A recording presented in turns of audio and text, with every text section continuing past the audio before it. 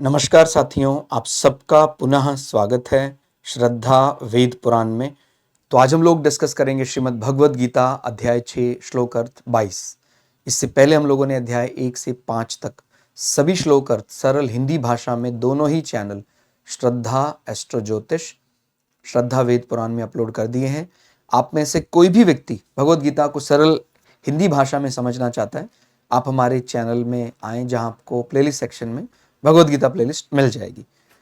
शुरुआत करते हैं आज का श्लोक अर्थ। भगवान श्री कृष्ण अर्जुन को समझाते हुए कहते हैं, परमात्मा की प्राप्ति रूप जिस लाभ को प्राप्त होकर उससे अधिक दूसरा कुछ भी लाभ नहीं मानता और परमात्मा प्राप्ति रूप जिस अवस्था में स्थित योगी बड़े भारी दुख से भी चलायमान नहीं होता। तो यहां भगवान श्री कृष्ण ने ध्यान योग की अंतिम जो प्राप्ति की बात करें, हालांकि सभी योगों में, चाहे ध्यान योग है, कर्म योग है, भक्ति योग है, सभी की अंतिम अवस्था एक प्रकार से इसी प्रकार की होती है कि वो परमानंद को जब महसूस करने लग जाता है तो वहां पर उसको जो लाभ प्राप्त हुआ है उससे ज्यादा, क्योंकि वो पराकाष्ठा है एक प्रकार से सुख की, आनंद की, तो उससे ज्यादा की वो कल्पना कर ही नहीं सकता है। ठीक हो गया। तो उसमें क्या लिखा, उससे अधिक दूसरा कुछ भी लाभ नहीं मानता है।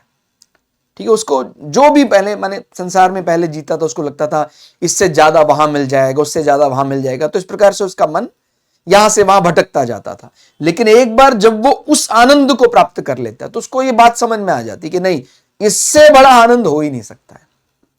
और एक चीज और भी है कि वो यहां पहुंचने के बाद संसार के भारी से भारी सुख, माने संसार के, क्योंकि सुख को अब वो सुख नहीं मान रहा है, सुख मिलने पर भी अपने उस परम सुख का त्याग नहीं करता है, क्योंकि वो समझ जाता है कि संसार का कोई भी सुख इस सुख के सामने कुछ भी नहीं है। वो माने एक प्रकार से उसको कांच की समय, माने कांच की मणि के समान देखता है, और वो जो उसको जो आत्मिक सुख मिला है वो उसको कंचन मणि के समान देखता है।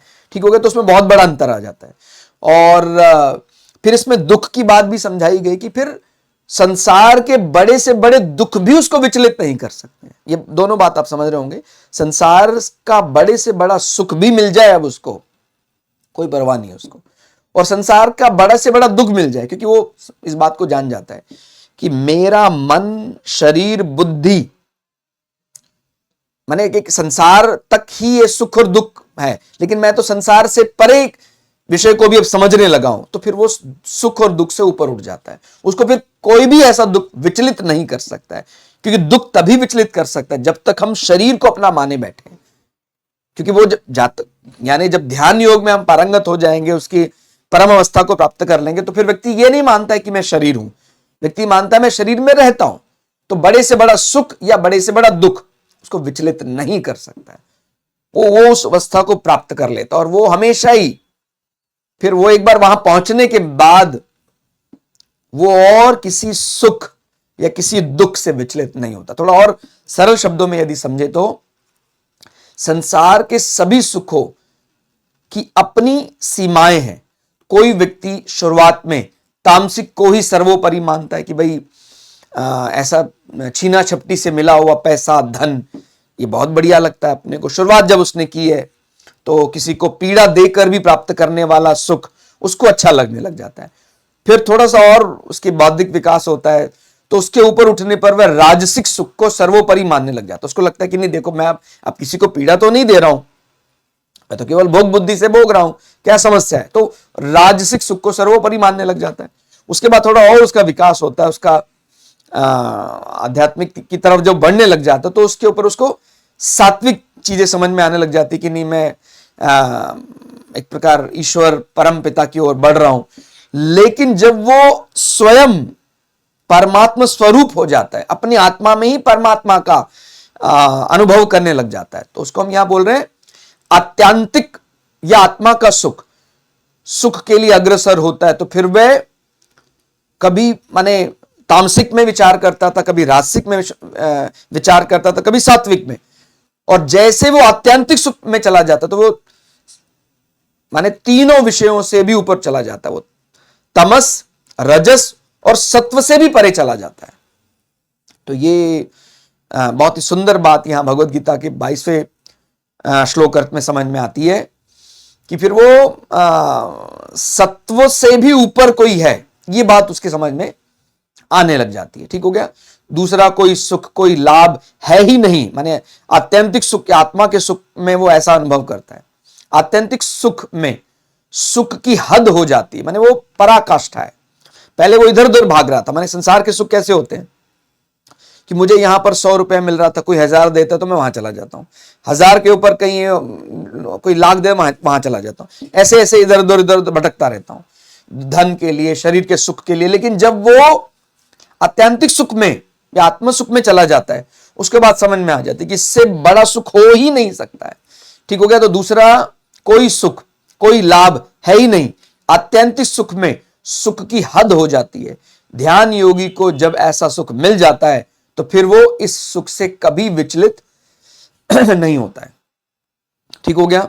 इसके बाद आगे बढ़े तो एक बार इस स्थिति को पाने के बाद व्यक्ति कभी विचलित हो ही नहीं सकता है, कारण कि जितने भी दुख आते हैं वे सभी शरीर, इंद्रिय, मन, बुद्धि में ही आते हैं। माने जब तक हम अपने शरीर को, इंद्रियों को, मन को, बुद्धि को माने बैठे, तभी तक संसार का सुख और संसार का दुख अपने को परेशान कर सकता है। तो ये अभी दूसरे वे से समझ रहे कि पहले में हमने क्या समझा कि संसार का कोई भी सुख हमें अब विचलित नहीं करता, ये हमें ज्यादा बड़ा नहीं महसूस होता कि उस सुख के लिए हम अपने आध्यात्मिक सुख को छोड़कर चले जाएं वहां, कि वहां जो हमें सुख मिल गया एक बार, वो तो पराकाष्ठा है सुख की। इसी प्रकार से दुख, संसार का कोई भी दुख केवल शरीर, इंद्रिय, मन, बुद्धि तक ही सीमित है, उसके आगे तो बढ़ नहीं सकता है वो। और जब हम आत्मा को महसूस करने लगे हैं, अपनी आत्मा में ही परमानंद, परम पिता को ही महसूस करने लगे हैं, तो उसको कोई भी दुख संसार का विचलित नहीं कर सकता है। ठीक हो गया। तो ये बात ध्यान देनी।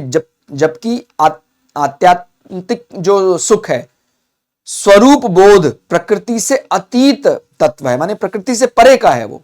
इसलिए शरीर में कितनी भी आफत आने पर भी वह अपनी स्थिति से विचलित नहीं हो सकता है। फिर शरीर को कितना ही उसको देखने में ऐसा लगे कि दुख मिल रहा है, वो विचलित नहीं होता, क्योंकि वो समझ जाता है कि ये जो दुख है वो शरीर, इंद्रिय, मन, बुद्धि तक सीमित है, और मैं जहां तक पहुंच चुका हूं वहां पर शरीर, इंद्रिय, मन, बुद्धि की पहुंच है ही नहीं। ठीक हो गया। तो वो संसार की किसी भी, संसार की परिभाषा में जो सुख और दुख है, इनसे विचलित नहीं होता है।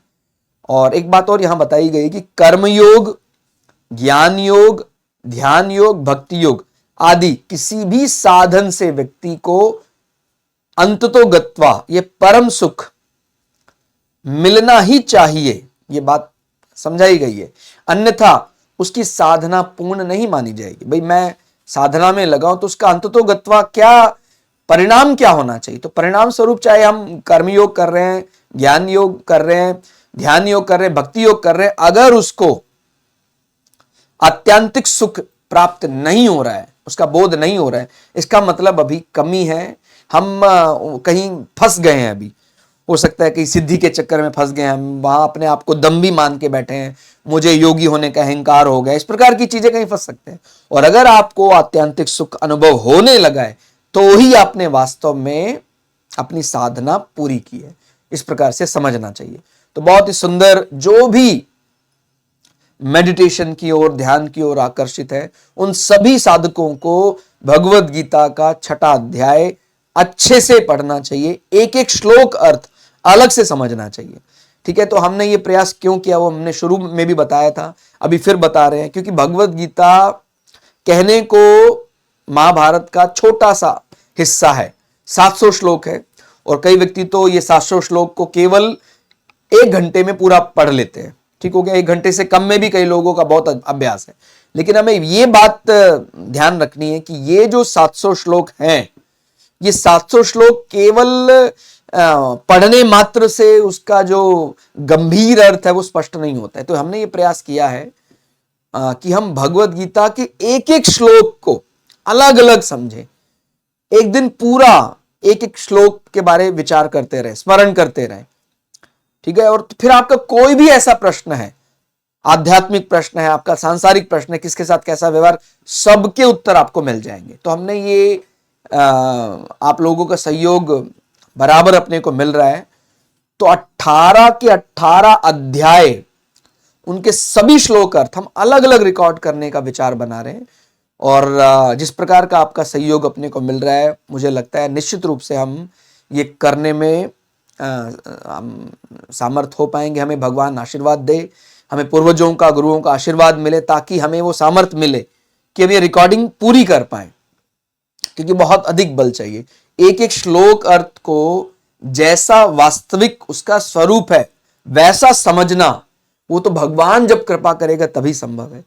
तो हम अपनी दृष्टि से तो लगे ही हैं, बाकी हम हमेशा देवताओं के अलग अलग स्वरूप से ऐसी प्रार्थना करते हैं कि हमारी बुद्धि में इसका सही स्वरूप ही आए, गलत स्वरूप या गलत दिशा श्लोक अर्थ की ना चली जाए। तो आज के श्लोक अर्थ में फिलहाल इतना ही। क्लास आपको कैसी लगी कमेंट करके जरूर बताइएगा। मिलते हैं अगले श्लोक अर्थ में, तब तक के लिए जय श्री भगु पराशरा, जय श्री शुक्राचार्य, नमस्कार।